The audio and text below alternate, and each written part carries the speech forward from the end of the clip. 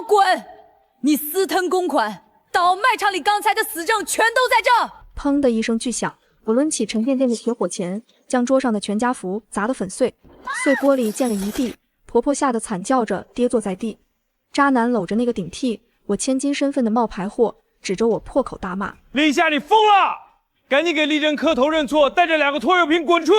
我捂着还在流血的额头冷笑，把一本黑皮账册狠狠砸在他虚伪的脸上。让我滚！你私吞公款，倒卖场里刚才的死证全都在这！看着渣男瞬间惨白如纸的脸，我踩住地上的账本，眼里全是杀机。立刻签字离婚，让我带走孩子，否则我现在就送你去吃牢饭！我在冰冷的水泥地上醒来，额头黏糊糊的全是鲜血。上一秒我还是商界女强人，现在却成了80年代的绝望主妇。婆婆站在2楼的楼梯口，手里死死攥着我父母留下的房产证。赶紧签字滚蛋！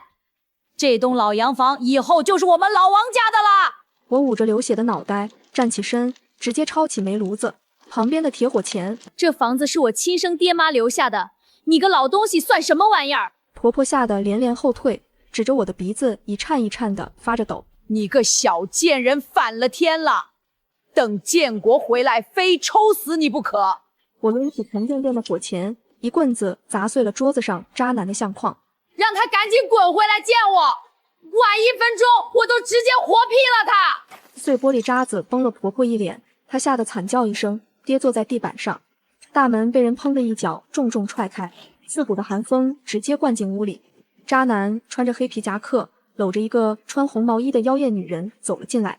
这女人不仅顶替了我厂长千金的身份，现在还要霸占我的家。渣男看着满地狼藉的玻璃渣，横眉竖眼的死死盯着我。你发什么神经？赶紧给丽珍道歉，收拾铺盖滚出去！小三捂着鲜红的嘴唇娇笑，眼神里全是毫不掩饰的算计。建国哥别生气，他带着2个拖油瓶能上哪儿去住啊？我冷笑一声，直接从棉袄口袋里掏出一个黑皮小本子。我住哪不用你操心，还是先操心操心自己吧。我把本子翻开，用力撕下一页纸，直接砸在渣男的脸上。上个月初8，你私自倒卖场里整整2吨钢材去了黑市，你干的这些脏事儿，以为没人知道吗？渣男看清纸上的字迹，脸上的血色瞬间退得干干净净，手忙脚乱的去捡地上的碎纸片，浑身不住的打着哆嗦。婆婆一看儿子慌了神，赶紧扑上来想抢我手里的原稿账本。我猛地后退一大步，直接把账本贴在烧得通红的煤炉子上。再敢往前动一下，我就把这研件直接交到厂纪委去。渣男扑通一声重重跪在地上，死死抱住我满是灰尘的小腿。老婆，我真的错了，你把账本给我，咱们以后好好过日子。我一脚狠狠踹开他的胸口，一手一个牵着冬子和暖暖。咱们今天就去领离婚证，这2个孩子我必须全部带走。小三在旁边不屑地翻了个白眼，巴不得我赶紧滚出这个家。你想带走就全带走，反正也都是生来吃白饭的赔钱货。我把手掌伸到渣男的眼前，眼神像刀子一样死死弯着他。老洋房让给你，拿500块现金和离婚证来换你的贱命。渣男连滚带爬翻出500块钱，连同离婚证一块塞进我手里。我把钱紧紧揣进贴身的口袋，顺手把账本扔进火炉里烧成灰。以后大路朝天各走一边，再敢来惹我，我生生扒了你们的皮。婆婆眼睁睁看着那一沓大团结，心疼的一巴掌拍在大腿上。整整500块钱啊！你个丧门星，这是要生生挖我们的肉啊！我没搭理那2个畜生，一手牵着冬子，一手拉着暖暖往门外走。冬子紧紧攥着我冰凉的手指，冻得通红的小脸上满是恐慌。妈，我们以后是不是再也没有可以住的家了？我用力摸了摸她乱糟糟的头发，拉紧了她身上破旧的小棉袄。只要有妈在的地方就有家，咱们以后天天吃大白面馒头。正迎着风雪走着，我突然觉得胸口贴肉的地方传来一阵滚烫。我伸手摸进里衣，是爷爷临终前硬塞给我的那个小铜算盘。铜算盘在我的胸口越来越烫，像是藏着一颗活蹦乱跳的心脏。我没敢当街掏出来看，护着2个发抖的孩子走到村口的土路上。北风裹夹着冰渣子，呼呼的刮，大雪很快盖没了我们一家的脚印。前方突然亮起2束刺眼的黄光，大牛开着手扶拖拉机停在旁边。大牛火急火燎地跳下车斗，把一件破旧的军大衣裹在暖暖身上。嫂子，建国那王八蛋真把你们赶出来了，赶紧上车躲躲风。我拖着2个孩子的屁股爬上车斗，冻得牙齿不停地打着架。大牛兄弟，麻烦你踩脚油门，把我送到城南棚户区我爸妈那。拖拉机突突突地轰鸣起来，冒着浓浓的黑烟，往贫民窟的方向开。暖暖紧紧靠在我怀里睡着了，眼角还挂着冻成冰碴子的泪珠。东子瞪着大眼睛，死死盯着雪夜里越来越近的那片破旧土房子。我看着自家院里透出的一点昏黄灯光，把牙关咬得咯咯作响。我拉着2个孩子跨进破旧的院门，屋里跑出来一个头发花白的老太太，一把将我紧紧抱住。我的老天爷啊，这大雪天的建国怎么舍得把你们赶出来？我鼻子一酸，拉着东子和暖暖重重跪在雪地里。妈，建国在外面有人了，我带着孩子跟他离婚了。门帘被猛地掀开，二嫂穿着碎花棉袄冲出来，指着我的鼻子大喊：嫁出去的姑娘泼出去的水，咱家连锅都揭不开了，哪有贤良养3个吃白食的？二哥从屋里追出来，红着眼圈去拉二嫂的胳膊。你少说2句，夏夏是我亲妹妹，我就是砸锅卖铁也得养活她。二嫂狠狠甩开二哥的手，转身进屋，扯出一个破旧的蛇皮袋。不过了，这穷日子我一天也过不下去了。明天一早咱们就去办离婚。我妈跌坐在雪地里，捂着脸哭得上气不接下气。大哥拿着袍子从木工房冲出来，一脚踹在门框上。都别吵了，我明天就去码头扛大包，饿不死夏夏和孩子。我看着全家乱成一锅粥，把手伸进棉袄口袋，我死死捏住那500块钱，指甲掐进了肉里。天刚蒙蒙亮，院子里就传来大嫂尖锐的骂街声。大嫂手里端着个破瓷盆，用力砸在水井台上，水花溅了一地。家里一共就剩5斤棒子面，全让妈偷偷烙成饼给那娘仨塞牙缝了。大哥从木工房探出头，脸色铁青的瞪着大嫂：你给我闭嘴！夏夏和孩子昨天冻了半宿，吃口热乎的怎么了？大嫂一听这话，直接一屁股坐在结冰的泥地里，开始撒泼打滚。我兄弟马彪借给咱家的钱马上就到期了，你们还把这丧门星当祖宗供着！我推开破木门走出去，直接把3张大团结甩在老榆木桌子上。大嫂嫌我吃白食，这30块钱算我和2个孩子这个月的伙食费。院子里瞬间鸦雀无声，大嫂直勾勾地盯着桌上的厚厚一沓钱，她连滚带爬地扑过去，一把将钱死死攥进手里，眼珠子滴溜溜地转。这可是你自愿交的，我可没逼你拿钱。我转头看向坐在门槛上抽闷烟的爸。爸，马彪借给咱们的饥荒还差多少？我来想办法还。我爸手一抖，烟斗掉在地上，浑浊的眼睛里全是血丝。连本带利50块。马彪说明天要是还不上，就要砸咱家的锅。夜深人静，东子和暖暖在热炕头上睡熟了。我披着破棉袄坐在炕沿上，借着月光打量脖子上的老铜算盘。这算盘是爷爷传下来的，平时看着不起眼，今天却烫得邪乎。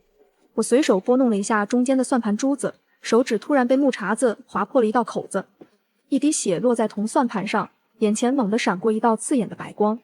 在睁开眼时，我站在一个足有上千平米的巨大仓库里，货架上整整齐齐地摆满了各种见都没见过的货物，一眼望不到头。我伸手去拿货架最底层的一叠全国通用粮票和布票，脑子里突然跳出一道冷冰冰的机械声音：恭喜绑定跨时代贡献仓库，当前等级1级，可复制基础票证物资。我心跳快得像打鼓，把手里的粮票放在旁边的空托盘上。一眨眼的功夫，托盘里凭空多出了一模一样的一叠崭新粮票。我拿起那2叠粮票，摸了摸纸张的质感和水印，全都是真家伙。我转头看向货架上堆积如山的米面粮油，双手忍不住发抖。仓库深处还有一道锁着的铁门，门上写着需要资金升级才能开启。第二天一大早，我拉着3哥偷偷溜出了棚户区。城东老槐树后面的小巷子是县里最大的黑市。3哥紧张的直搓手，眼睛警惕的四处乱瞄。妹子，倒卖票证可是投机倒把，被抓住要吃牢饭的。我从布兜里抓出一大把崭新的全国粮票，塞进他手里。明天马彪就来砸咱家的锅了，没有钱怎么还债？一个穿黑棉袄的刀疤脸凑过来，贼眉鼠眼的盯着我们。有细粮票没有？有多少我收多少。我一把按住三哥的手，冷着脸看向刀疤脸。1斤粮票换1块钱，概不还价，布票2块1张。刀疤脸倒吸了一口凉气，从怀里掏出一卷旧钞票。你这胃口可真不小，全拿来我点点数。半个小时后，我兜里已经揣了整整300块钱。我拉着三哥转身就走，三哥兴奋得满脸通红，连路都走不稳了。妹子，咱们发财了，这够买多少斤大肥猪肉啊？我捂住他叽叽喳喳的嘴，快步往巷子外走。旁边墙角的一个黑影悄悄掐灭了烟头，跟上了我们。刚走出黑市的巷口，我就察觉到不对劲，身后一直有2个穿着破胶鞋的男人不远不近地跟着我们。三哥还在兴奋地数着兜里的钞票，我猛地拉住三哥的胳膊，快步拐进一条死胡同。别回头，有人盯上咱们了，把钱塞进裤裆里藏好。三哥脸色刷得白了，两腿开始打哆嗦。夏夏，咱们是不是惹上黑市里的地头蛇了？我目光快速扫过胡同尽头，那里有一道长满杂草的铁栅栏，这背后是当年挖的废弃防空洞，里面错综复杂，像个迷宫。那2个跟踪的男人已经出现在胡同口，正摸出腰里的铁棍。我用力踹开铁栅栏的一角，一把将三哥推了进去。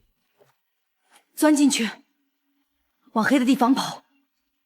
我不喊你，绝对不能出声。三哥连滚带爬地钻进洞里，我紧跟着也闪了进去。防空洞里黑得伸手不见五指，墙壁上全是湿漉漉的青苔。外面传来那2个男人骂骂咧咧的脚步声。我刚想拉着三哥往深处躲，脚下突然绊到了一个软乎乎的东西，一股浓烈的血腥味直冲鼻子。地上躺着一个浑身是血的男人。外面的脚步声越来越近，手电筒的黄光已经扫到了铁栅栏上。地上的男人猛地伸出沾满鲜血的手，死死捂住了我的嘴。别出声，他们是冲我来的亡命徒。这男人的声音低沉沙哑，透着一股不容拒绝的狠劲。我用力掰开他的手，转头压低声音对着三哥耳语：你在前面探路，往通方口的方向跑，快点！三哥吓得连滚带爬往洞穴深处摸索。我在黑暗中摸索那个男人的伤口，他的左腹部有一道深得见骨的刀伤，血还在不要命的往外涌。我闭上眼睛，意识瞬间进入了铜算盘的空间仓库，从医药货架上抓出一瓶特效止血粉和一把强光手电筒。我把手电筒调到爆闪模式，直接扔进那2个歹徒进来的岔路口。强光瞬间刺瞎了歹徒的眼睛，防空洞里响起2声凄惨的嚎叫。趁着那2人短暂失明，我把止血粉狠狠按在男人的伤口上。男人疼得闷哼一声，额头上的冷汗滴在我的手背上。你这是什么药？药效这么霸道？我没理他，从空间里又摸出一个微型催泪瓦斯喷雾。少废话，不想死就赶紧站起来跟我走。歹徒缓过神来，挥舞着铁棍，疯狂地砸向周围的石壁。老子看到你们了，交出顾廷川，留你们全尸。我拉起地上的顾廷川，把催泪瓦斯对准了岔路口，狠狠按下开关。一股刺鼻的白烟瞬间弥漫开来，呛得那2人剧烈的咳嗽干呕。顾廷川顺势将我护在身下，一脚踹飞了冲过来的一个歹徒，动作凌厉狠辣，完全不像是一个重伤濒死的人。我趁乱拉起他的胳膊，朝着三哥找到的通风口狂奔。从通风口爬出来的时候，天已经完全黑了。顾廷川靠在废弃砖厂的断墙上，脸色惨白的像一张纸。今天多谢你，如果我能活下来，必有重谢。说完这句话，他脑袋一歪，直接晕死在了杂草堆里。三哥吓得一屁股坐在地上，指着顾廷川结结巴巴的开口：妹子，这人身上有刀伤，肯定是杀人犯，咱们赶紧跑吧。我盯着顾廷川军绿色的衬衫和那双特制的军靴，他受的是军体格斗的刀伤，不是流氓打架，这人身份不简单。我咬了咬牙，在四周找了2个破编织袋，套在顾廷川的头上和脚上。三哥瞪大眼睛看着我，把人装进麻袋，声音都在发抖：你疯了！你把一个来路不明的野男人拉回家干什么？他刚才说有重谢，他这条命至少值100块钱。借着夜色掩护，三哥蹬着破3轮把麻袋拉回了棚户区。趁着爸妈都睡了，我们偷偷把顾廷川抬进了三哥的木板床。我打了一盆开水，拿剪刀剪开顾廷川沾满血污的衣服。那道刀伤太深了，如果不缝合，他今晚肯定熬不过去。我深吸一口气，意识再次进入铜算盘空间，花了100块钱的资金，在医疗区兑换了一套简易缝合包和麻药。三哥看着我手里凭空多出来的持针器，眼珠子都快瞪出来了。夏夏，你什么时候学会大夫这一手了？我把一块干净毛巾塞进顾廷川嘴里，手里动作没停。别问那么多，去门口给我放哨，任何人来都不准开门。我在昏暗的煤油灯下一针一线的把那道皮肉翻卷的伤口缝合起来。顾廷川即使在昏迷中，浑身的肌肉也紧绷得像一块石头。折腾到大半夜，顾廷川的高烧终于退了下去。天刚亮的时候，顾廷川突然睁开了眼睛，那双眼睛像鹰一样锐利，死死盯着正在水盆里洗血手巾的我。你给我用了什么药？我的伤口为什么结痂这么快？我把血水倒进下水道，转过身，平静地看着他。祖传的金疮药，你不用打听，只要知道我救了你的命就行。顾廷川撑着床板坐起来，目光紧紧锁住我的脸。你想要多少报酬？我直接伸出一根手指，在他眼前晃了晃。100块钱诊金，外加你得在这儿养伤期间教我哥打拳。顾廷川愣了一下，随后嘴角扯出一抹不易察觉的冷笑。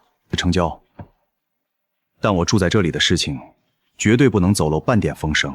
院门外突然传来一阵剧烈的砸门声，夹杂着大嫂弟弟马彪的叫骂。林家的人都给我滚出来！今天还不上前，老子扒了你们的皮！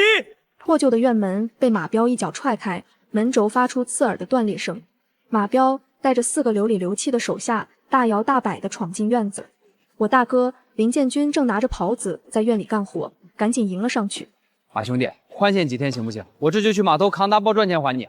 马彪一口浓痰吐在大哥的鞋面上，抬手就是一巴掌。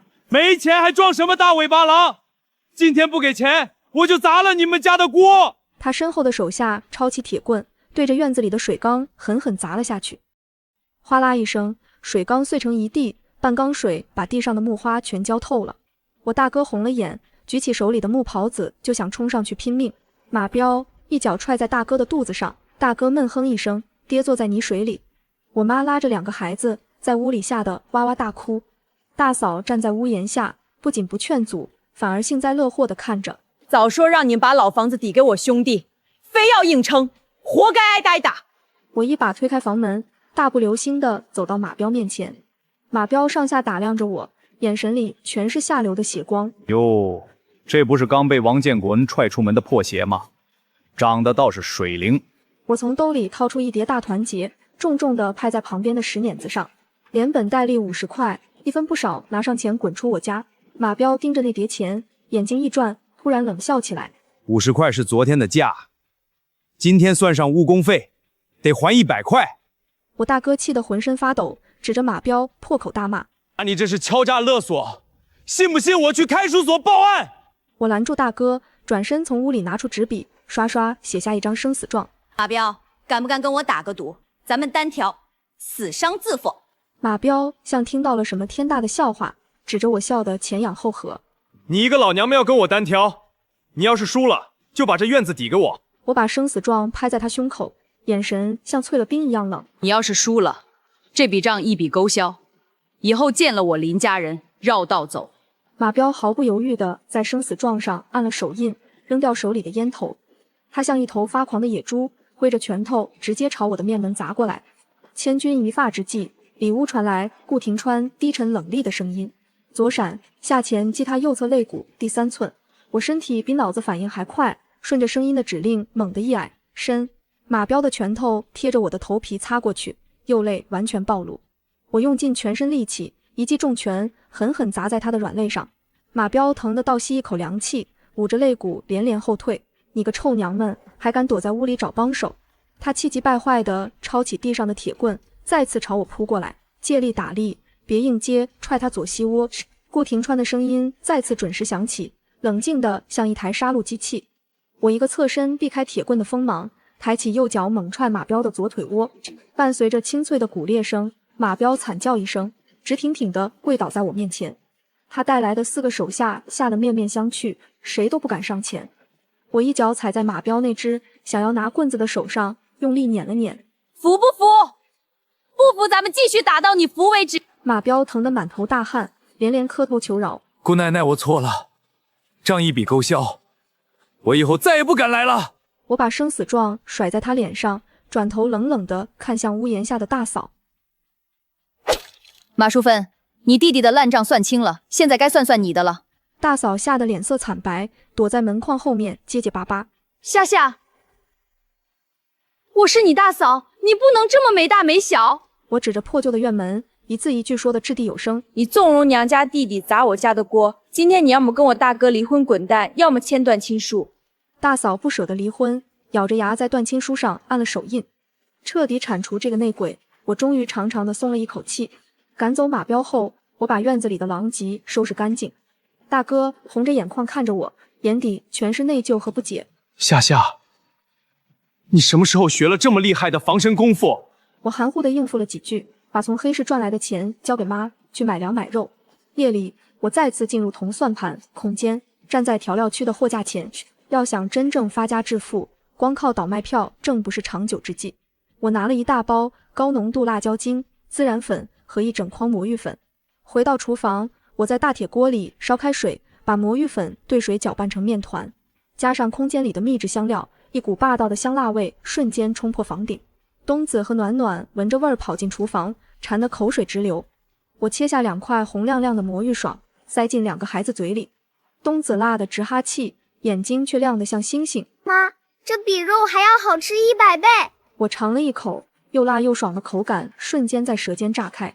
明天我就要带着这锅手工辣条去红星牙钢厂门口大赚一笔。第二天中午，红星牙钢厂下早班的铃声刚刚敲响，我带着三哥把装满辣条的木桶搬下3轮车，掀开了盖在上面的棉布，一股浓烈霸道的香辣味顺着寒风直接飘进了厂区的大门。刚出厂门的工人们一个个像被勾了魂似的，全都凑了过来。一个穿着蓝工装的胖子咽了口唾沫，指着木桶里红油发亮的辣条：“大妹子，你这卖的什么稀罕玩意儿？怎么闻着比供销社的红烧肉还香？”我拿起一根竹签子，扎了一大块辣条，直接递到他嘴边：“我家祖传的手工辣条，不要肉票，1毛钱1大勺。”胖子半信半疑地咬了一口，眼睛瞬间瞪得溜圆，辣得连连倒吸凉气。我的亲娘哎，这玩意儿绝了！给我来5毛钱的，我带回去下酒。这一开张，周围的工人瞬间炸了锅，挥舞着毛票把小摊围了个水泄不通。不到半个小时，满满1桶辣条被抢得一干二净，连桶底的辣油都被人刮走了。三哥兜里的毛票塞得鼓鼓囊囊，激动的手脚都在打着哆嗦。三哥刚想推车回家，几个人高马大的混混突然挤开人群围了上来，领头的是供销社主任的亲戚李富贵，嘴里叼着半根大前门香烟。他一脚踢在我们的空木桶上，眼神凶狠地瞪着我：“谁让你们在这摆摊的？知不知道这是老子的地盘？”我冷着脸护住装钱的布兜，把三哥往后拽了拽。沙工厂门口是公家的地方，谁规定的只许你李老板在这儿卖瓜子？李富贵冷笑一声，把烟头狠狠按在木桶边缘。在这片地方做买卖，就得懂我的规矩。今天先交50块钱保护费。三哥一听要钱，气得脸红脖子粗，挡在我身前。你这是明抢，光天化日的，还有没有王法啦？李富贵大手一挥，身后几个混混直接掀翻了我们的3轮车，给我砸，把这破摊子给我砸个稀巴烂，看他们以后还敢不敢来。混混们抄起木棍，冲着我们带来的家伙神就砸了下去。我一把抽过3轮车底下的铁勺子，对准冲在最前面的混混就抡了过去。那混混被铁勺砸中脑门，惨叫一声，捂着头蹲在地上。李富贵急了眼，抢过一根木棍，直冲着我的面门砸下来。千钧一发之际，一辆黑色的桑塔纳轿车猛地一个急刹停在路边，车门打开，一个穿着毛呢大衣、戴着蛤蟆镜的年轻男人走了下来。赵公子皱着眉头看着乱糟糟的人群，不耐烦地呵斥了一声：“干什么呢？李富贵，你长本事了，敢在县委门口的街上聚众斗殴！”李富贵看清来人，手里的木棍当啷一声掉在地上。赵少爷，这娘们不懂规矩抢生意，我就是教训教训她。赵公子走到我的摊子前，耸了耸鼻子，闻到了空气中残留的辣条香味。你刚才卖的什么东西？怎么有股特别的孜然辣味？我收起铁勺，不卑不亢地看着这位县委书记的独生子。手工辣条，赵公子要是想尝，明天中午我单独给你留一份。第二天中午，赵公子果然准时开着桑塔纳停在了我的小摊前。我早有准备，递上一份用干净油纸包好的精装版魔芋辣条去。赵公子尝了一口，眼睛猛地一亮，连吃了好几根才停下。味道绝了，这种刺激的口感，百货大楼的郡口零食都比不上。我趁热打铁，从兜里掏出连夜写好的商业企划书，递过去。赵公子要是觉得好，不如咱们合作，你出面搞定工商局和代销点，我来负责生产。赵公子翻看着企划书，越看脸色越是震惊。铺货搞联营，找百货大楼代销，你一个摆地摊的，懂这么多门道？我笑了笑，把早就准备好的分成方案抛了出去。不仅懂，我还能保证头3个月就让你赚到买2辆桑塔纳的钱，利润咱们3-7分。赵公子合上企划书，饶有兴趣地盯着我的眼睛。好大的口气！行，我就赌你一把，这片地方以后我罩着了。有了赵公子的保护伞，李富贵那帮混混再也不敢来捣乱。有了赵公子的渠道，我的手工辣条直接铺进了县城所有的供销社，每天的利润像滚雪球一样越来越大，家里的铁皮箱子塞满了钞票。这天夜里，我关紧房门，把所有的现金全铺在铜算盘面前。我咬破手指，把鲜血滴在算盘中心那颗最亮的珠子上。空间里发出一阵轰隆隆的巨响，那扇锁着的铁门缓缓打开。恭喜宿主资金达标，跨时代百汇商城正式开启。我走进新开启的区域，看着货架上琳琅满目的80年代紧俏物资，有双卡录音机、海鸥牌照相机，还有最时髦的蛤蟆镜和电子表。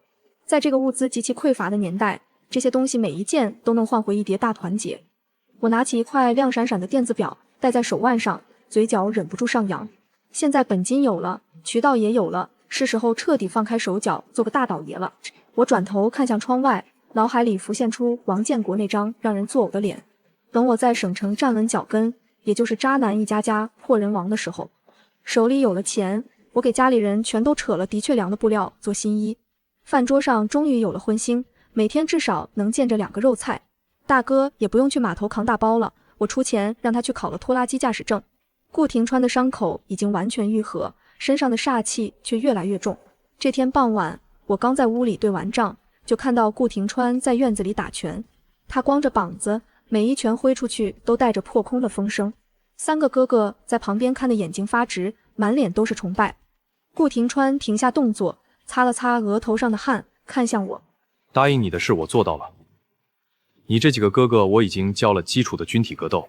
我点了点头，从兜里掏出50块钱递过去。这是你应得的报酬，另外50块算你这几天的伙食费。顾廷川没接钱，反倒逼近了我一步。我不需要钱，但我需要借你的护院渠道送一批特殊的东西回京城。我警惕地后退了半步，死死盯着顾廷川的眼睛。我只做正经的倒爷买卖，不沾惹违禁品。顾廷川从裤兜里掏出一个军绿色的证件，在我面前晃了一下。虽然只是一晃而过，但我看清了上面鲜红的钢印和京城的字眼。我是退伍军人，现在协助上头查一桩跨省大案。他压低了声音，语气里带着不容置疑的威严。我要送走的是从李富贵背后那个走私团伙手里截获的罪证。我心里一惊，怪不得那天他会被人追杀到防空洞里。我可以帮你掩护，但你必须保证不会连累我的家人。顾廷川深深地看了我一眼，眼神里多了一丝异样的情绪。放心，只要有我在，没人敢动你们林家一根汗毛。夜里，大哥开着新买的手扶拖拉机，把那个沉甸甸的木箱混在辣条货里运出了城。处理完顾廷川的事，我开始大张旗鼓地做起了倒爷。我利用空间的优势，倒腾出大批不要票的电子表和蛤蟆镜。大哥组建了一个小车队，3哥负责在县城的各个路口铺货。这天，3哥气喘吁吁地跑回院子，连灌了2大缸凉水。妹子，咱们这批货太扎眼了，是百货大楼那边的人来查底细了。我拨弄着手里的铜算盘，脸色十分平静。查就让他们查，这块肥肉早晚要引起那些大人物的注意。顾廷川坐在屋檐下，擦着一把军刀，冷冷地插了一句嘴：是百货大楼的采购科科长，是王建国的大舅子，你们小心点。我猛地停下拨算盘的手，一股无名火直接窜上脑门。原来又是这帮苍蝇在背后捣鬼，怪不得闻着味儿就来了。我把桌上的账本一合，直接站起身。既然他们想查，那我就亲自去市里会会他们。第二天，我换上了一身笔挺的列宁装，孤身去了市里。我没有直接去百货大楼，而是拐进了旁边一条偏僻的胡同。胡同尽头是一座古色古香的四合院，门匾上写着秦氏回春堂。据赵公子透露，百货大楼真正说了算的是退居2线的老中医秦怀德。我刚走进院子，就听到屋里传来一阵剧烈的咳嗽声和打杂声。庸医，我爷爷要是挺不过这口气，我砸了你们这破医馆！我快步走进里屋，看到一个气若游丝的老人躺在床上，几个穿着白大褂的大夫急得满头大汗，束手无策。我二话不说，直接从空间里兑换出了一支强心针和百年野山参的切片。都闪开！想让他活命就按我说的做。我推开挡路的大夫，把人参片塞进老人的舌下，同时准备注射。秦老中医的孙子一把抓住我的手腕，恶狠狠地瞪着我：你哪来的野大夫，敢往我爷爷嘴里塞乱七八糟的东西！我反手甩开他的前置，眼神凌厉的像一把刀。这是极品野山参，能吊住他最后一口气，耽误了抢救你负责吗？那小子被我的气势镇住了，愣在原地没敢再拦。1刻钟后，床上的老人终于停止了抽搐，呼吸也慢慢平稳下来。屋里的几个大夫擦着冷汗，看我的眼神像看活神仙一样。秦老中医缓缓睁开眼睛，虚弱地握住我的手：小姑娘，是你这百年野山参救了老朽一命啊！我顺势在床边坐下，从布兜里掏出几款最新型的电子表放在桌上。秦老，晚辈今天来其实是想跟市百货大楼谈一笔生意。秦老中医看了一眼桌上的东西，笑着点了点头。好说，既然是我的救命恩人，市百货大楼的代销柜台，我做主给你留3个。我拿着秦老亲笔写的批条，走出四合院，深吸了一口外面的冷空气。百货大楼的渠道彻底打通。王建国，你的死期不远了。从市里回来没几天，我在棚户区盖新瓦房的消息就传开了。这天我刚算完账，破院门突然被人从外面大力推开。王老太带着王建国，拎着2斤掉漆的红糖，厚着脸皮挤了进来。王建国看着院子里堆满的新砖和木材，眼睛里全是掩饰不住的贪婪。夏夏，听说你现在做买卖发财了，都成万元户了。他搓着手凑过来，露出一副自以为深情的恶心嘴脸。那小狐狸精偷了我的钱跑了，我才知道还是原配好，咱们复婚吧。王老太也赶紧凑上来，装模作样的抹着眼泪。就是啊，冬子和暖暖不能没有亲爹。我冷笑一声，从旁边抄起一把扫帚，对着这母子俩的脚边狠狠拍了下去。少在这儿恶心人！你们算什么东西，也配提我的孩子？王建国脸色一沉，指着我的鼻子，恼羞成怒。林夏，你别给脸不要脸！你一个女人在外面抛头露面，早晚要栽跟头。我懒得跟这对极品废话，直接吹了一声口哨。院子角落里，一只半人高的纯种德牧像黑色的闪电一样冲了出来。这是我花了50块钱从空间商城买来的顶级护卫犬，凶得很。大黑狗呲着獠牙，冲着王建国的裤腿就扑了上去。王建国吓得魂飞魄散，连滚带爬的往大门外跑。救命啊！这小贱人放狗咬人，要杀人了！王老太跑得慢了一步，被大黑狗一口咬住了棉布裤腿。他吓得一屁股坐在泥水里，手里的红糖散了一地。我拿着扫帚把他们赶出胡同口，砰的一声关紧了院门。大黑狗跑回我身边，讨好的蹭了蹭我的裤腿。我摸着狗头，心底隐隐升起一丝不安。王建国那种阴险小人绝对不会善罢甘休，他回去肯定会找李丽珍那个假千金联合起来查我的底细。我的预感很快就应验了，麻烦比想象中来得更猛烈。半个月后，我的3个代销柜台刚刚在市百货大楼铺满货。李丽珍穿着高跟鞋，带着几个穿制服的工商局办事员冲进了大楼。她指着柜台里正热销的蛤蟆镜和电子表，嚣张地笑出声来：都给我查封！这女人投机倒把，所有的货都是走资来的水货。带头的大盖帽二话不说，直接指挥手下贴封条。我大哥冲上去想拦，被大盖帽一把推倒在玻璃柜台上。谁敢阻碍执行公务，连人带货一起带走！我护住大哥，眼神冰冷地盯着得意洋洋的李丽珍。你有证据证明我的货是周私的吗？我这可是正经渠道的代销。李丽珍凑到我耳边，压低声音笑得恶毒。我干爹是市里的工商局副局长，我说你有罪，你就是有罪。眼看着几个伙计就要被带走，一辆军用吉普车突然急刹在百货大楼门口。整个百货大楼1楼大厅瞬间安静的落针可闻。大盖帽吓得腿都软了，结结巴巴地看着顾廷川肩上的徽章。首长同志，我们是接到举报，例行投放违禁品。李丽珍气得浑身发抖，指着顾廷川尖叫起来。不可能，他一个乡下弃妇，怎么可能认识军区的人？顾廷川冷冷地扫了他一眼，眼神像看一个死人。随着封条被撕下，百货大楼重新恢复了营业。李丽珍咬牙切齿地瞪着我，妆容扭曲的像个女鬼。林夏，你别得意太早，只要我还是厂长千金，我就能弄死你。我一步步走到他面前，直接一巴掌狠狠扇在他的脸上，清脆的巴掌声在大厅里回荡。李丽珍捂着脸，直接被打懵了。我盯着他那张惊慌失措的脸，声音冷得像一块冰。一个鸠占鹊巢的假货，也敢在我面前摆千金大小姐的谱？李丽珍瞳孔猛地一缩，眼底闪过一丝极度的恐惧。你在胡说八道些什么？我就是名正言顺的厂长千金。我甩了甩发麻的手掌，凑到他耳边轻声说了一句话：偷来的身份早晚要还。你后背左肩胛骨上的那块红胎记是假的吧？李丽珍像见了鬼一样，连退3步，连滚带爬的逃出了百货大楼。我看着他的背影，摸了摸自己左肩胛骨上那块真实的月牙形红斑。回到棚户区的老房子，我关上门，翻出了原主压在箱底的几件破旧衣物。在一件泛黄的粗布褂子夹层里，我摸到了一张保存完好的黑白满月照。照片背面歪歪扭扭的写着3个字：李红梅，那是李丽珍原来的本名。照片里的小女孩后背干干净净，根本没有那块证明身份的月牙胎记。我妈推开房门走进来，看到我手里的照片，眼泪止不住的往下掉。夏，当年你被人扔在孤儿院门口，这照片就在你襠袄里塞着。我握紧照片，心里的拼图终于完整的拼凑在了一起。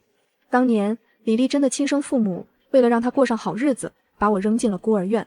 她顶替了我的身份，进了厂长家吃香喝辣，而我却在底层挣扎。我把照片小心翼翼地收进贴身的口袋里。既然老天让我重活一回，属于我的一切，我都要连本带利地拿回来。隔天下午，我带着大牛去邻县的服装厂拉新到的一批的确良衬衫。手扶拖拉机开到盘山公路的拐弯处，大牛突然猛踩刹车，拖拉机轮胎在泥路上擦出刺耳的尖叫，险险地停在悬崖边上。还没等我们喘口气，从两边的灌木丛里窜出来5、6个蒙面汉子，他们手里拿着砍刀，不由分说的就朝着拖拉机车斗砍过来。领头的汉子一刀劈在车门上，恶狠狠地盯着我。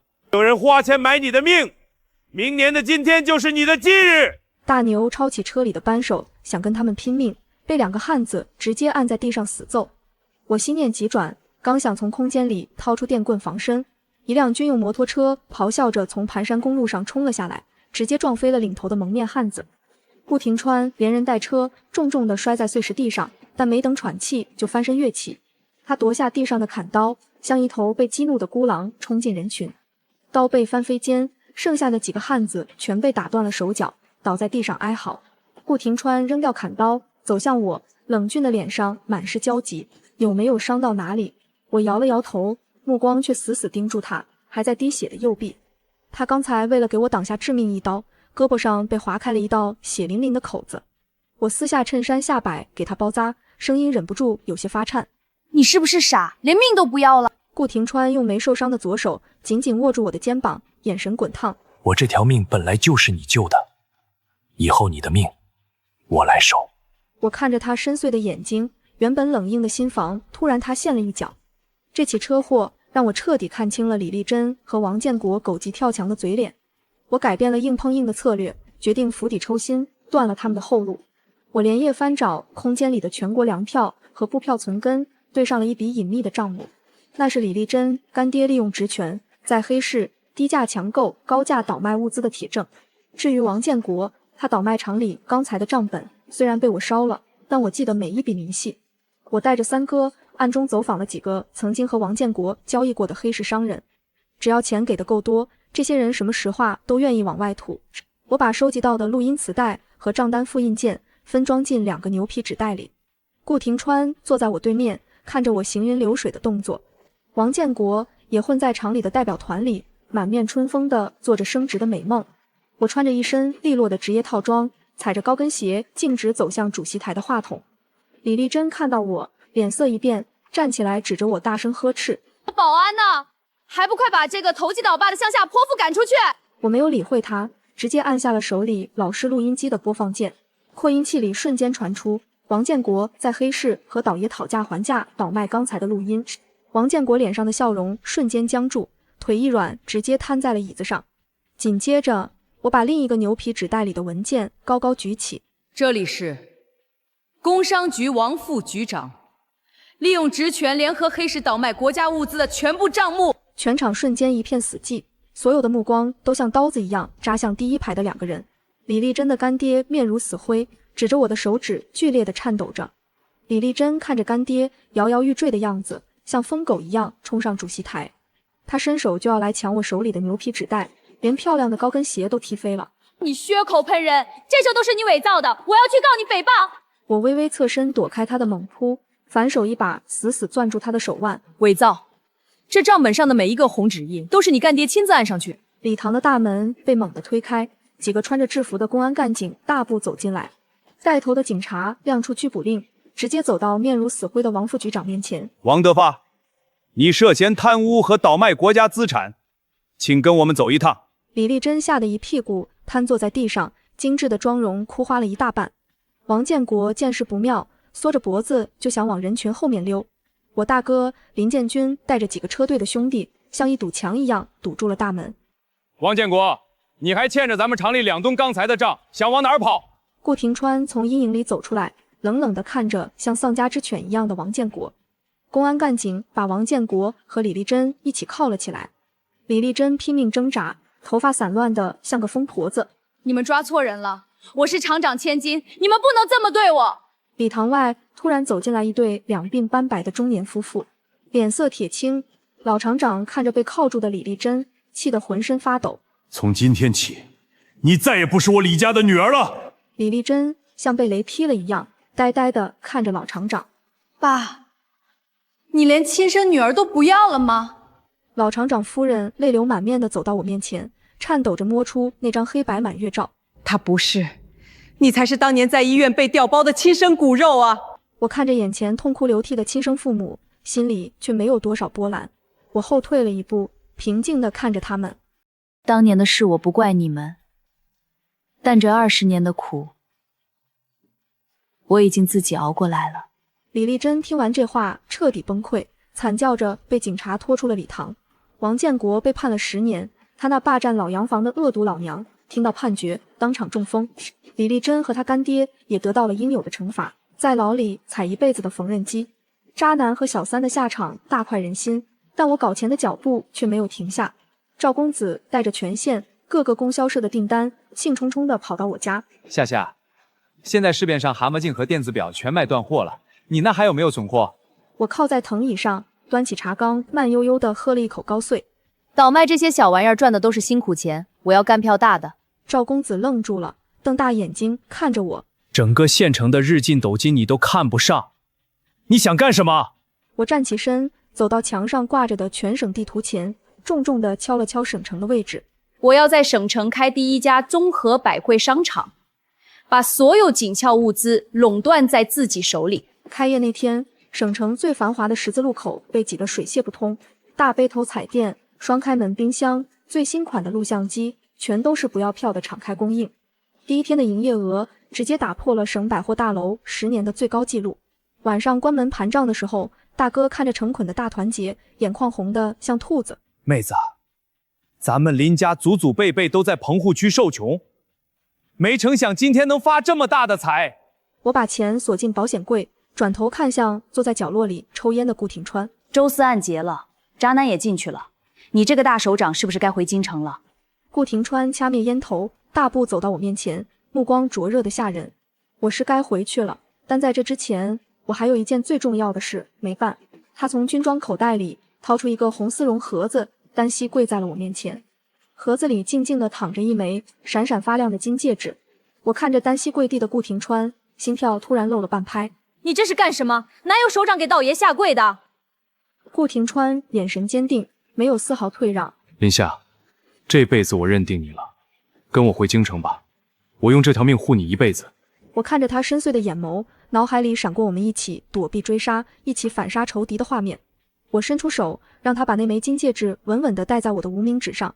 半年后，我的百货公司开遍了全国的大江南北。1985年的除夕夜，我站在京城最高档的饭店顶层包间里，东子和暖暖穿着漂亮的新衣服，追着顾廷川在包间里打闹。林家全家人围坐在热气腾腾的圆桌旁，有说有笑。我看着窗外绚丽的烟花，摸了摸胸口那枚滚烫的铜算盘。从深渊爬出来，手撕渣男，带着全家在这激荡的80年代站上财富之巅。这才是我林夏真正的人生。